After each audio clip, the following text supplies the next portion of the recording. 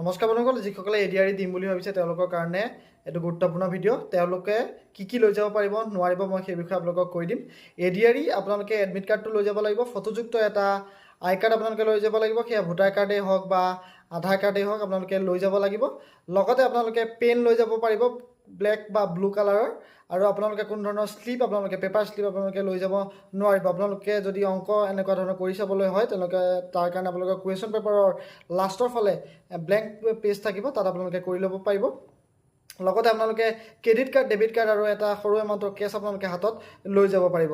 আপোনালোকে কোনো ধৰণৰ যদি চিটিং কৰে তেতিয়াহ'লে আপোনালোকৰ ওপৰত আইনী ব্যৱস্থা লোৱাৰ উপৰিও আপোনালোকক পৰীক্ষাটোৰ পৰা এক্সপেল কৰি দিয়া হ'ব। লগতে আপোনালোকে পৰীক্ষা হললৈ কেলকুলেটৰ, স্মাৰ্ট বেঞ্চ, স্মাৰ্ট ৱাটচ, মোবাইল ফোন আপোনালোকে লৈ যাব নোৱাৰিব। সেইখিনি যদি আপোনালোকে পকেটতে লৈ যায় হ'লেও আপোনালোকে বাহিৰত থৈ যাব লাগিব। তাৰ কাৰণে আপোনালোকে নিজেই ৰেছপনচিবিলিটি ল'ব লাগিব।